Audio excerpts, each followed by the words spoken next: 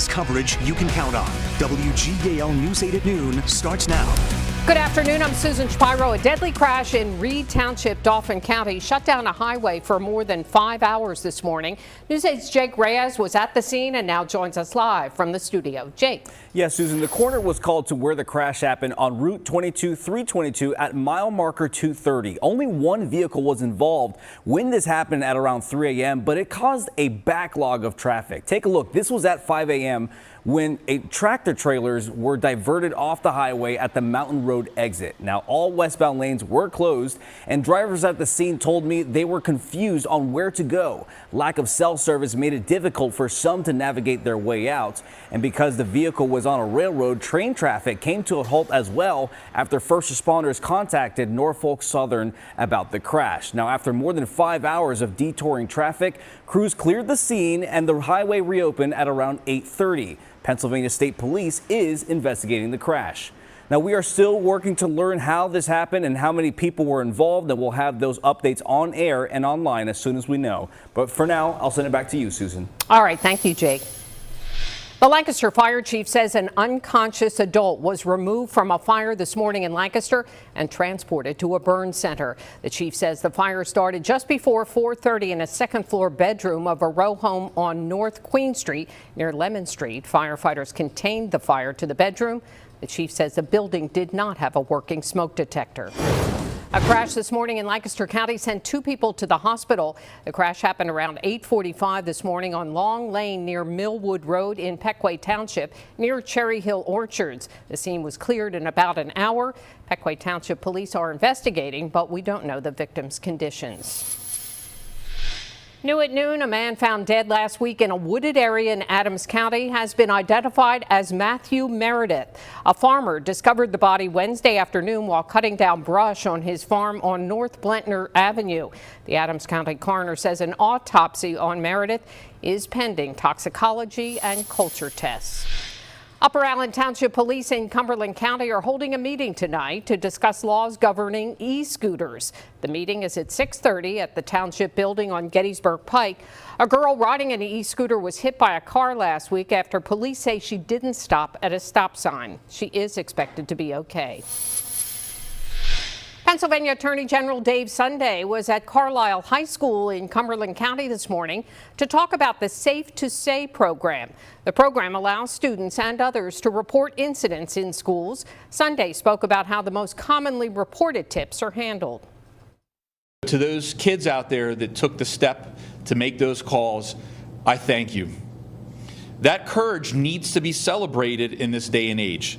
To our students, if you see something that concerns you about your safety or the safety or well-being of your school or another student, then say something. Help is available.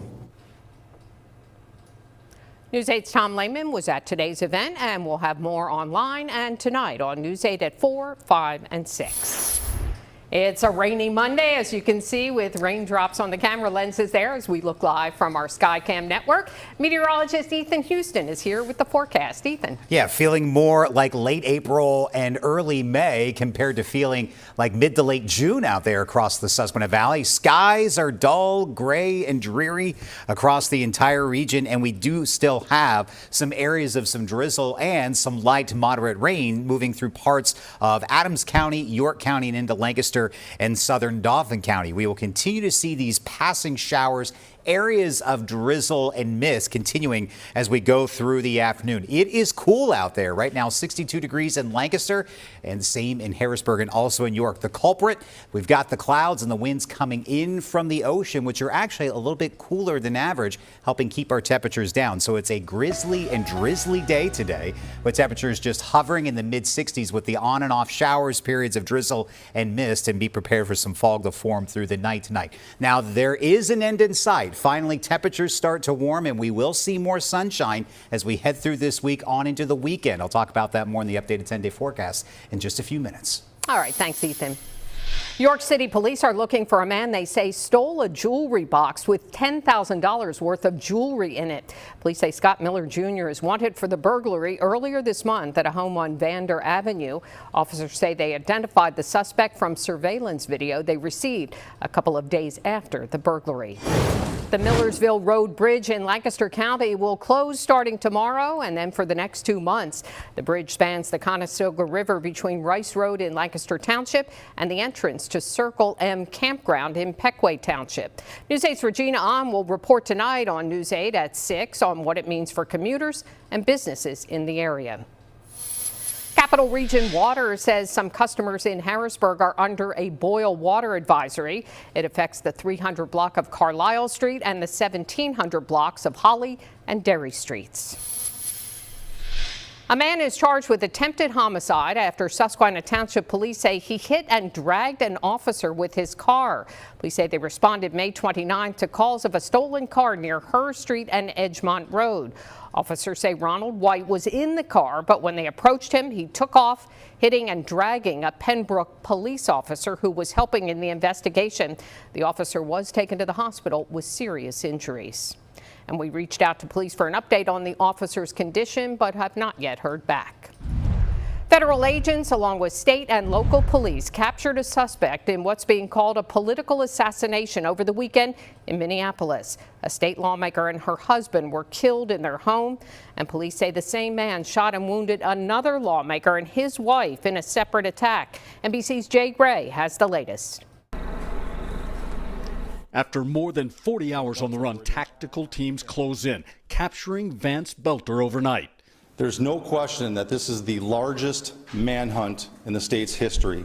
Federal, state, and local agencies searching for the man they say murdered State Representative Melissa Hortman and her husband Mark, and in a separate attack, severely injuring State Senator John Hoffman and his wife Yvette. Bullet holes from that shooting visible through their front door.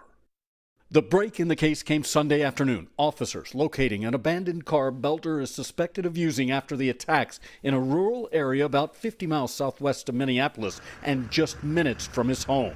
Then, after a tip from a resident, honing in, tracking, and surrounding Belter. The suspect crawled to law enforcement teams and was placed under arrest at that point in time. There was no use of force by any member of law enforcement. Agents say Belter was armed when he was taken into custody. A criminal complaint unsealed after his arrest shows police found at least 3 AK-47 rifles, a 9mm pistol, and a kill list in his car, a ballistic vest, mask, and police-style badge on the ground outside the vehicle. Evidence, and what police stress, is still an open and active investigation. Now begins the hard work of looking at what the motive is, looking at putting this case together. As the Twin Cities struggle with overwhelming loss. Jay Gray, NBC News, St. Paul, Minnesota. A U.S. official says President Trump rejected a recent proposal from Israel to assassinate Iran's supreme leader. Iran is threatening to strike U.S. military installations if it continues to assist Israel in its defenses against Iranian airstrikes. In an interview earlier today, Israeli Prime Minister Benjamin Netanyahu did not directly refute the report about that proposal. Netanyahu said that U.S. military pilots will continue to shoot down drones from Iran.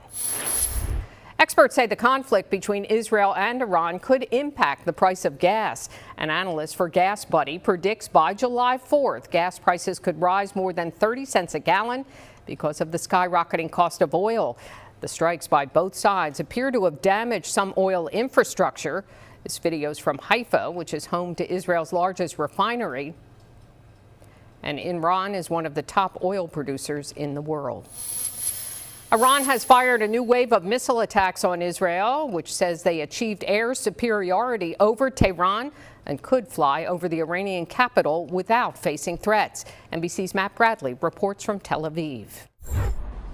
Yeah, we're now in the fourth day of these attacks between Israel and Iran. Israel kicked it off on Friday morning very early with a set of comprehensive, unprecedented attacks against Iranian nuclear sites. Now, since then, we've seen Israel branching out to conventional military sites and now to Iran's economic lifeline, oil and gas facilities. And that shows a major escalation as Iran has also been pummeling Israel with much less effect. We've been seeing the Israelis swatting down these projectiles, many of them ballistic missiles and drones.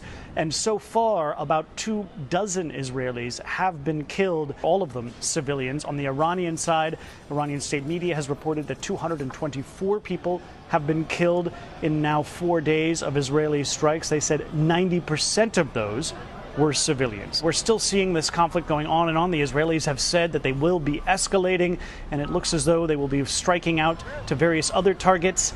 The Israelis say that they enjoy complete air dominance over Tehran, Iran's capital, and it looks as though, armed with that this could last for days or weeks longer. Matt Bradley, NBC News.